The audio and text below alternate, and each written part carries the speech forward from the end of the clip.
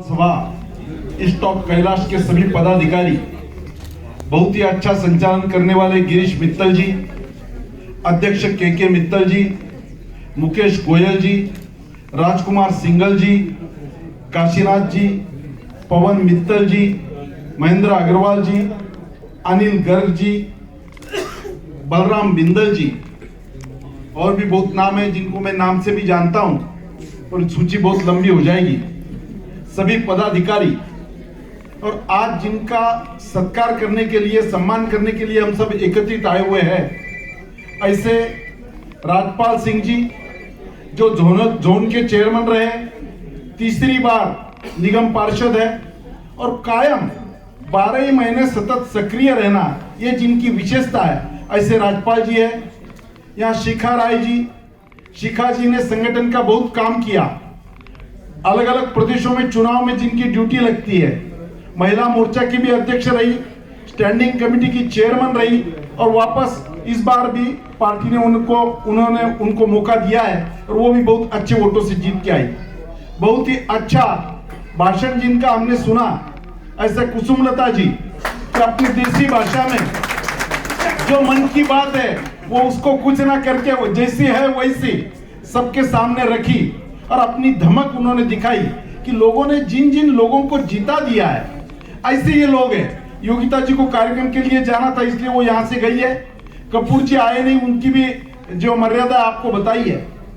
सबसे पहले मैं अग्रवाल सभा का धन्यवाद इसलिए करता हूं, नहीं तो लोग साधारण काम हुआ तो आदमी का ध्यान रखते हैं, व्यक्तिगत जीवन में भी किसी की कोई तारीफ करे, किसी को कोई अच्छा बोले तो आदमी को अच्छा लगता है।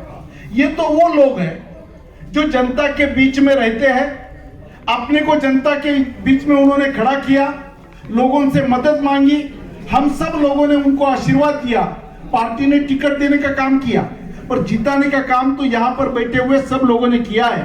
तो समाज का ऋण, बहुत बड़ा ऋण, ये सब जीते हुए इलेक्टेड प्रतिनिधियों पर होता है और उनको इसका एहसास तब होता है जब समाज में उनका इस प्रकार का सम्मान किया जाता है, उनको प्रमोट किया जाता है, अप्रिशिएट किया जाता है, आगे बढ़ाया जाता है, तो काम करने वालों का हौसला बढ़ता है। तो इसलिए अग्रवाल सभा का मैं धन्यवाद करता हूं कि बहुत अच्छा कार्यक्रम उन्होंने यहाँ पर किया है। और ये हमारे सब निगम पार्षद डाउन टू अर्थ वाले लोग हैं, पार्टी टिकट देने के बाद भी 4 बार सोचती है और आपने तो उस पर ठप्पा लगा दिया कि आपने जिन लोगों का चयन किया वो बहुत अच्छे लोग हैं, इसलिए आपने जिताया है।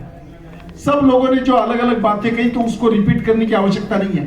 अग्रवाल समाज की विशेषता हम सब लोग जानते हैं, पूरा देश जानता है। ये धार्मिक समाज है और धार्मिक समाज के लिए कौन सी पार्टी नजदीक है ये कहने के लिए कोई भविष्यवेत्ता की जरूरत नहीं है। इस देश में पहली बार लोगों ने ऐसा देखा, नहीं तो राम मंदिर की जब चर्चा होती थी तो लोग मजाक उड़ाते थे बीजेपी का, भाई मंदिर वही बनाएंगे और तारीख नहीं बताएंगे।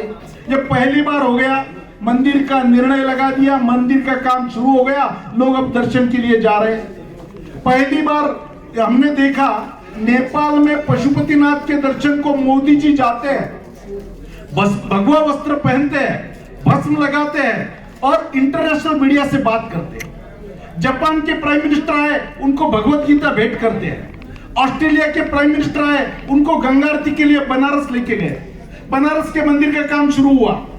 अपने वृंदावन का भी गिरीश जी ने बता दिया, वहां के भी 84 कोस परिक्रमा का चौपदीकरण हुआ है, केदारनाथ मंदिर का प्रशस्तीकरण हुआ है।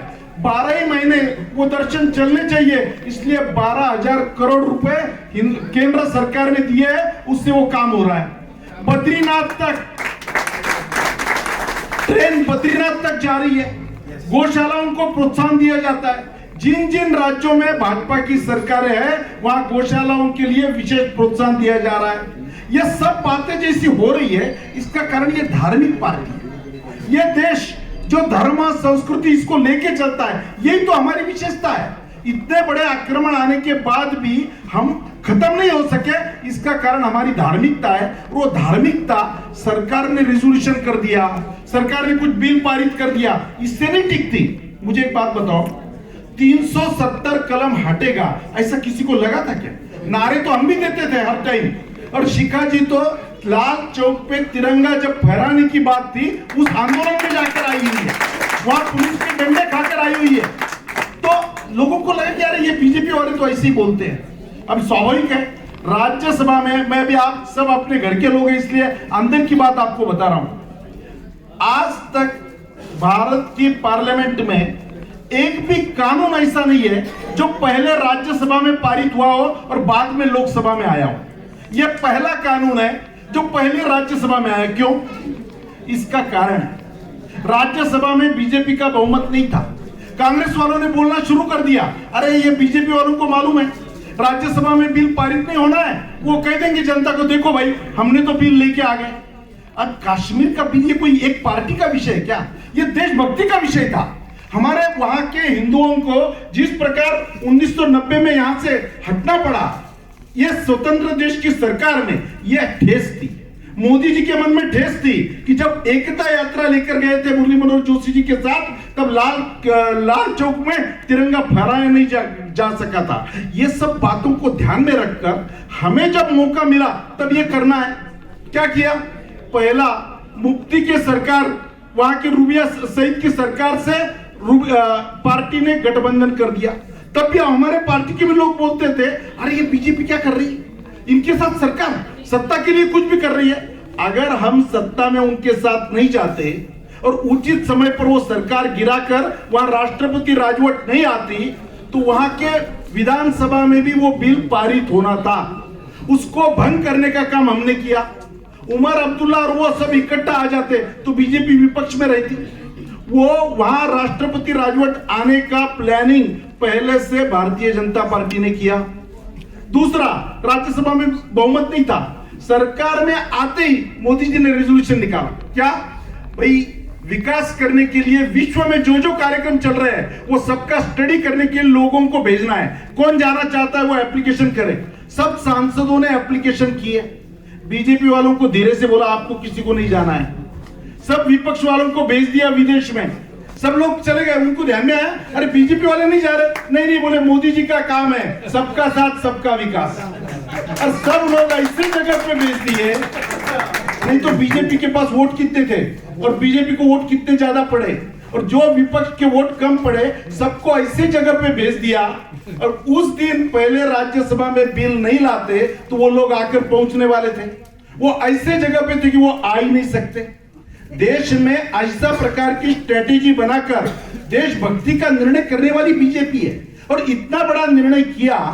उसके पहले वहां मिलिट्री गई, वहां के जो 40 नेता थे कि जो गड़बड़ कर सकते हैं, उनके घर के पहले 48 घंटे पहले उनको अरेस्ट कर दिया।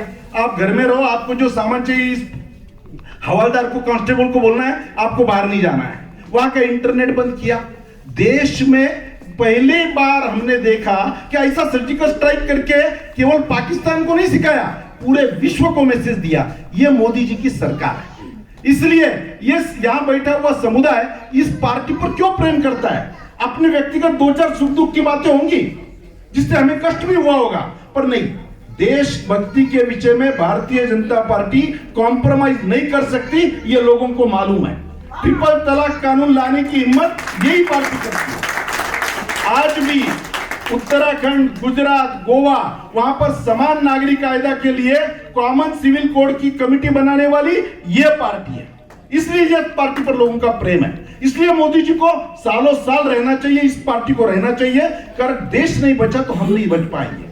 उत्तर प्रदेश में योगी जी ने क्या चमत्कार करके दिखाया हम सब लोगों को मालूम है। और उस पार्टी के ही ये 5 प्रतिनिधि जिनका आपने सम्मान किया, तो मुझे लगता है कि ये भावना, ये मोदी जी की जो भावना है काम करने की, उसका आप सब लोगों ने सम्मान किया है। बहुत ज्यादा लंबा बोलने की आवश्यकता नहीं है, सब लोग समझदार हैं। मोदी जी के कार्यकाल में कैसी हमारी ग्लोबल इमेज बनी है। आज पूरे विश्व में कोरोना का संकट है और आज हम एक भी मास्क ना लगाते हुए यहाँ बैठे हैं। हिंदुस्तान इतनी बड़ी पॉपुलेशन, हमारा हेल्थ का इतना वीक इंफ्रास्ट्रक्चर, तो भी इस पर संकट पर मात कर कर मोदी जी ने जिस प्रकार से प्रशासन चलाया और जिस प्रकार से इकोनॉमी देश की बढ़ रही है, आज ग्लोबल इकोनॉमी में सबसे अच्छा एक डेस्टिनेशन के रूप में इन्वेस्टमेंट के लिए लोग यहां देख रहे हैं। G20 का मोदी जी आज नेतृत्व कर रहे हैं और हर आपत्ति को अपने अपॉर्चुनिटी में कन्वर्ट करना, ये मोदी जी की विशेषता है। ऐसे एक अच्छा नेतृत्व के रूप में भारतीय जनता पार्टी का राज देश में चल रहा है।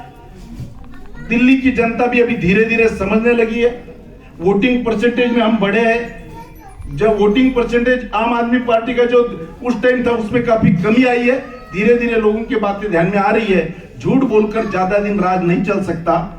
ठीक काम करने वाले लोगों को प्रमोट करना ये समाज का काम है।